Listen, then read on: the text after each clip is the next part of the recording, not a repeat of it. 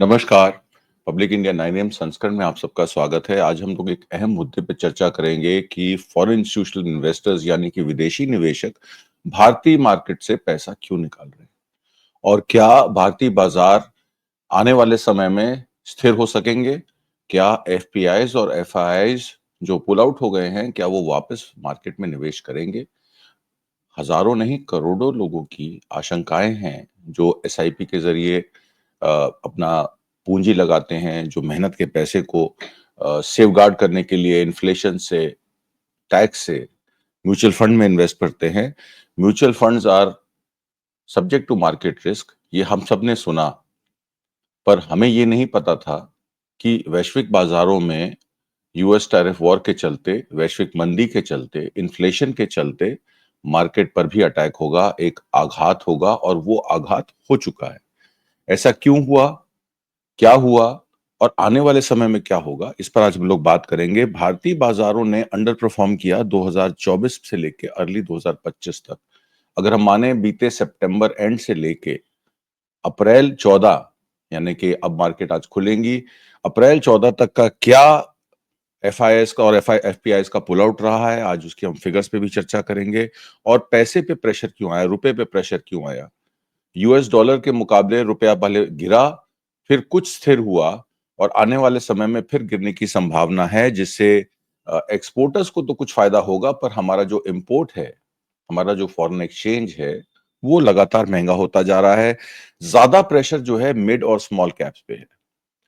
Mid और small caps पे इसलिए प्रेशर ज्यादा है क्योंकि स्मॉल कैप्स की बात करें तो जितने म्यूचुअल फंड स्मॉल कैप्स में इन्वेस्ट करते हैं, करीब 3.3 ट्रिलियन डॉलर का निवेश जो है एफआईआईज ने पुल आउट कर लिया है। और मिड कैप्स की बात करें तो करीब 4 ट्रिलियन डॉलर का पुल आउट जो है मिड कैप्स में हुआ है। अब ये स्टॉक्स जो थे, उनके प्राइस अर्निंग रेशियोज ज्यादा थे। उनकी जो प्राइस अर्निंग रेशियो कहा जाता है कि भारतीय बाजारों में स्मॉल और मिड कैप्स की प्राइस अर्निंग रेशियो 22 गुना से ज्यादा है, जबकि दूसरे वैश्विक बाजारों में, यानी कि अगर हम चाइना की बात करें तो उनका जो प्राइस अर्निंग रेशियो स्टॉक्स का है वो करीब 16% है, 16 टाइम्स है। तो इस वजह से भी इमर्जिंग मार्केट्स में जापान, चाइना, साउथ कोरिया, इस मार्केट में एफआईआईज ने पुल आउट करके पैसा लगाया है। कुछ लोगों का ये भी मानना है कि अमेरिका में जब यील्ड बढ़ गई और बॉन्ड्स जब चाइना और जापान ने बेच दिए, चाइना ने करीब $750 बिलियन के बॉन्ड्स बेचे, जापान ने भी बॉन्ड्स बेचे, तो क्या ये बॉन्ड्स बेचने से, यील्ड बढ़ने से, एफपीआईज ने पुल आउट करके, एफआईआईज ने पुल आउट करने से क्या ट्रेजरी बॉन्ड खरीद लिए? वॉरेन बफे की माने तो वॉरेन बफे ने भी अपना सारा पैसा स्टॉक मार्केट से निकाल के ट्रेजरी बॉन्ड्स में डाल दिया है। यूएस ट्रेजरी बॉन्ड्स इशू करती है 10 साल से 20 साल के। 10 साल के ट्रेजरी बॉन्ड्स में यील्ड जो है वो करीब 5% के करीब पहुंच गई है। क्या ये वजह है कि भारतीय निवेशक निवेशक जो है, या जो एफपीआईज एफआईएस भारत में निवेश कर रही थी, इमर्जिंग मार्केट्स में निवेश कर रही थी, वो सेफ हेवन में जा रही हैं? क्योंकि टैरिफ वॉर, ट्रेड वॉर के चलते ट्रम्प जब से राष्ट्रपति बने हैं, तमाम अनाउंसमेंट्स के बाद बहुत सारी उथल पुथल बाजारों में देखने को मिली। फिर वो 90 डेज के लिए टैरिफ कॉल ऑफ भी हो जाते हैं, जिसमें बहुत सारे लोग जो है मुनाफा कमा के ले जाते हैं कॉल ऑप्शन में। आप समझते हैं कि कॉल ऑप्शन अगर एक दिन की एक्सपायरी का लें तो उसका रिस्क लेवल ज्यादा होता है, रिटर्न भी ज्यादा होती। तो बहुत सारे लोगों ने बहुत सारा पैसा भी बनाया, क्योंकि कई लोगों को पता था कि ट्रम्प जो है वो 90 दिन का रिलैक्सेशन देने वाले हैं, या ये जो अनाउंसमेंट कर रहे हैं कि 125% टैरिफ लगा देंगे या रेसिप्रोकल टैरिफ लगा देंगे। उस डर के चलते जब बाजार गिरे, लार्ज स्टॉक्स जो गिरे, और जब वो सही वैल्यूएशन पे आ गए, तो यही इन्वेस्टर्स, उन्होंने बड़े स्टॉक्स, लार्ज स्टॉक्स में अपना इन्वेस्टमेंट करके अपना मुनाफा कमा लिया। तो ये भी एक बात जो है निकल के आती है, क्या इसकी वजह से बाजार गिरे हैं? ये भी बात करने वाली है। दूसरी बात जो है, Q2 और 3 के 2025 के जो अब एनालिसिस है, वो ये कह रहे हैं कि अर्निंग सीजन्स Q2 और 3 के होने वाले हैं। कॉर्पोरेट रिजल्ट्स जो हैं वो सॉफ्टर होंगे। हालांकि एफआईआईज जो हैं, उनकी जो सेलिंग है उसकी वजह से मार्केट में एक लगातार गिरावट देखने को मिली है। 2-3 सेशंस में मार्केट थोड़ी संभली है, पर वो मार्केट संभली है या अपॉर्चुनिटी क्रिएट कर रही है इन एफआईआईज और एफआईआईज को पुल आउट करने के लिए, कि जो बाकी बचा हुआ पैसा है वो कैसे निकालेंगे। अब लार्ज पार्ट जो डिक्लाइन का है ये एफआईआई सेलिंग का, अगर मैं इसके आंकड़े की बात करूं तो 1 लाख करोड़ इक्विटीज जो हैं, अक्टूबर 2024 से अभी तक एफआईआईज एफपीआईज ने पुल आउट किए हैं या सेल आउट किए हैं। जनवरी अगर 2025 की बात करें तो एफआईआईज ने करीब 78,000 करोड़ एक ही मंथ का आउटफ्लो बता रहा हूं, 78,000 करोड़ रुपए का जो निवेश है उसको बाहर निकाल लिया है, उसको सेल कर दिया है।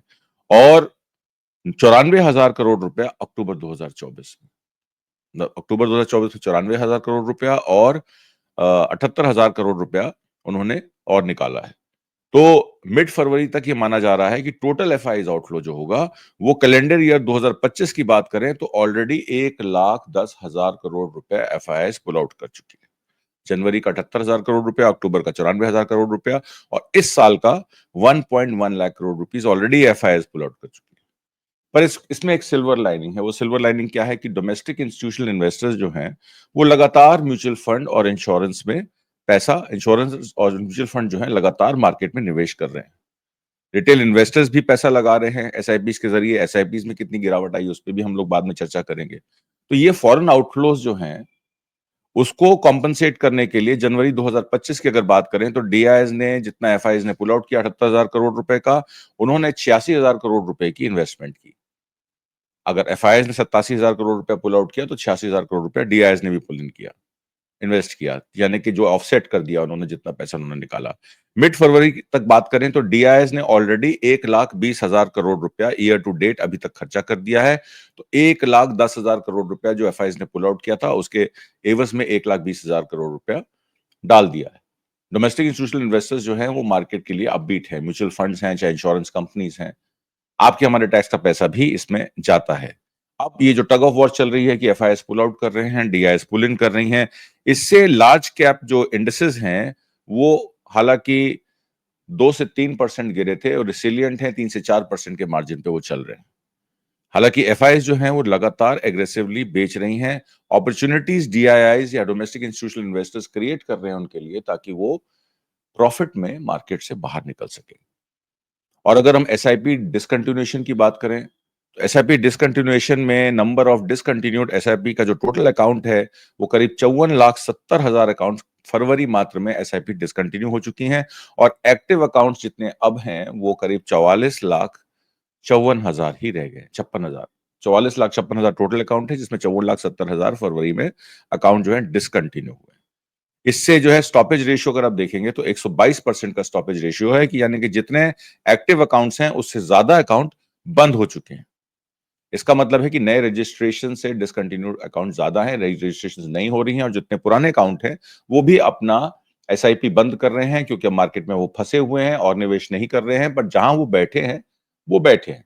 इसे संकेत ये है कि आपको मार्केट में सेल आउट नहीं करना है, आपको मार्केट में जो है परेशान नहीं होना है।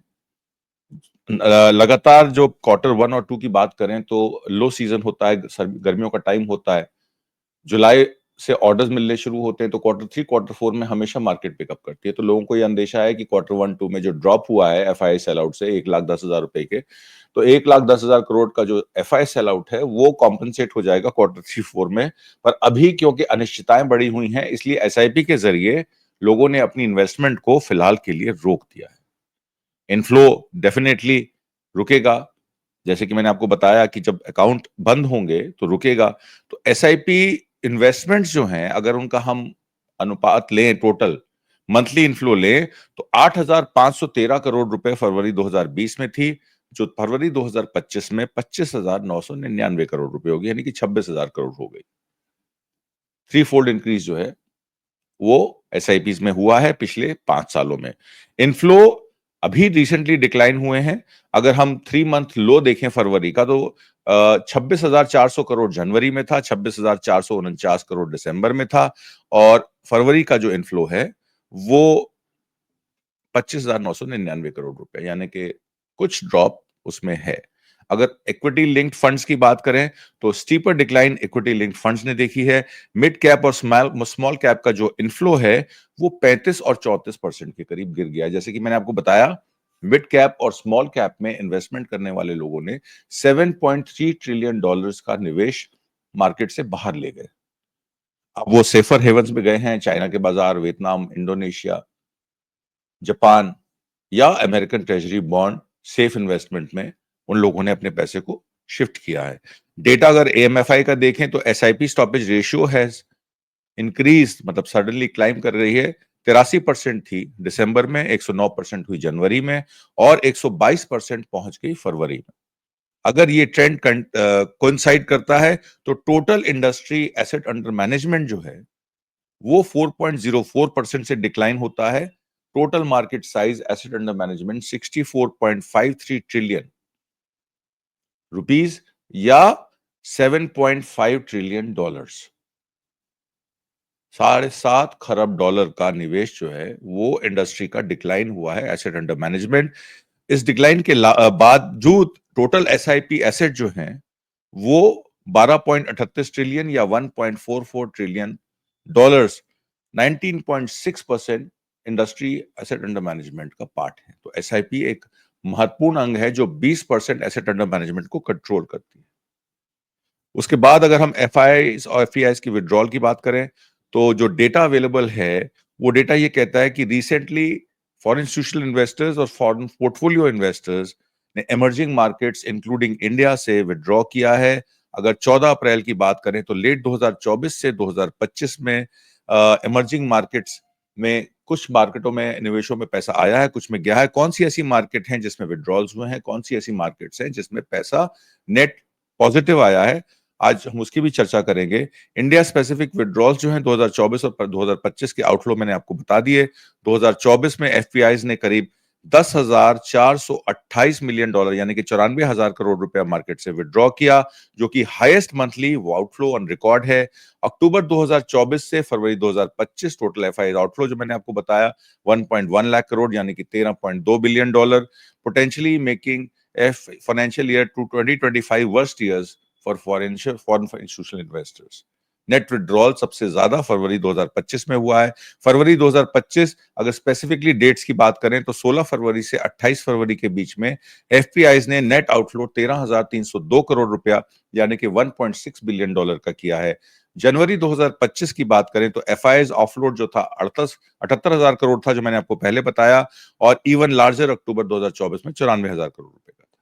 इसके सेक्टोरल इंपैक्ट्स की बात करें तो financial, oil gas, FMCG significant outflow हुआ है। For example financial services sector में टोटल आउटफ्लो 54,000 करोड़ रुपए का हुआ है, 54,500 करोड़ रुपए का 2024 में हुआ है। ऑयल एंड गैस में 50,000 करोड़ का 2024-25 में हुआ है और एफएमसीजी का 20,000 करोड़ रुपए 2024 में हुआ है। नेट पोजीशंस की बात करें तो डिस्पाइट आउटफ्लोज के अलावा FPIs are net buyers in 2024 overall. Total investment FPIs और एफआईआईज की 1,50,266 करोड़ रुपए है, resulting in net purchase of 56,473.60 crore by October 2024, और ये सारा सेल ऑफ अक्टूबर के बाद से शुरू हुआ है।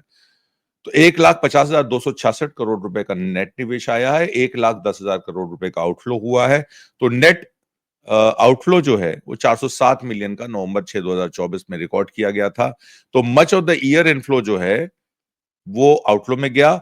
नेट आउटफ्लो 407 मिलियन का नवंबर 6 2024 तक का रिकॉर्ड हुआ। तो टोटल 1,50,266 करोड़ रुपए टोटल आया है कुल इन्वेस्टमेंट 2024 में, और अभी तक 1,10,000 करोड़ रुपए का आउटफ्लो हुआ है। तो नेट नेट आप मान लीजिए कि 30 से 40,000 करोड़ रुपए की नेट इन्वेस्टमेंट पूरे साल की अगर 2024 और 25 को गिन लें तो अभी तक की मार्केट ये है। आने वाले समय में ये इमर्जिंग मार्केट्स के चलते एफआईआईज और एफपीआईज जो है अपने पैसे को इधर से उधर से इधर करते रहते हैं। जहां भी उनको लगेगा कि रिटर्न ज्यादा है, जहां भी उनको लगेगा कि वैल्यूएशंस बेटर हैं, अगर मार्केट और गिरती है तो अच्छी वैल्यूएशंस में फिर से एफआईआईज और एफपीआईज मार्केट में आ सकती है।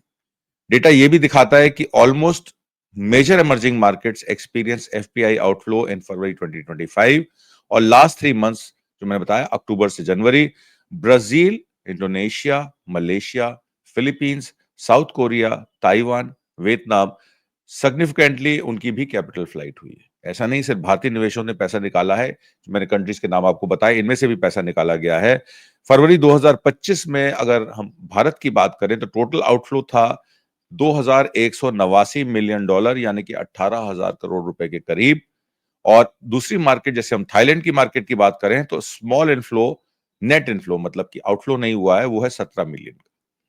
अक्टूबर 2024 में अगर हम 8 मार्केट 11 इमर्जिंग मार्केट्स में 8 की बात करें इंक्लूडिंग इंडिया, तो नेट एफपीआई आउटफ्लो सिवाय ताइवान, फिलीपींस और जापान के इनफ्लो हुआ है, बाकी सब में आउटफ्लो हुआ है। यानी कि 11 इमर्जिंग मार्केट्स में सिर्फ फिलीपींस, ताइवान और जापान ऐसी मार्केट है जिसमें नेट इनफ्लो हुआ है। इंडिया का टोटल आउटफ्लो मैंने आपको बताया 94 लाख करोड़ रुपया इन मार्केट से सबसे ज्यादा है, और 1,10,000 करोड़ रुपया 2025 का अगर मान लें तो टोटल विड्रॉल ये हुआ है। रीजंस मैंने आपको बताया कि आउटफ्लो के जो रीजंस हैं, stronger US dollar, higher US bond yields, attractive valuations in market like China, global economic uncertainty, US presidential election, geopolitical tensions, trade tariff war, China का stimulus measure, lower valuation. Shanghai Shenzhen CSI की बात करें तो Shanghai Shenzhen CSI 300 पे 16.2x की valuation है, जबकि Nifty में एवरेज वैल्यूएशन 21.3 यानी कि 22 गुना है, जिससे कैपिटल इंडिया से विड्रॉ होकर इमर्जिंग मार्केट्स में जा रही है, जिसमें चाइना में भी कंपनियां निवेश कर रही हैं। टोटल एस्टिमेट अगर इमर्जिंग मार्केट्स का लें, exact aggregate finance for all emerging markets जो है, अगर हम उसको कोशिश करें तो इंडिया का आउटफ्लो, जैसे मैंने आपको बताया 2024 में $10.4 बिलियन यानी कि 94,000 करोड़ रुपए का था।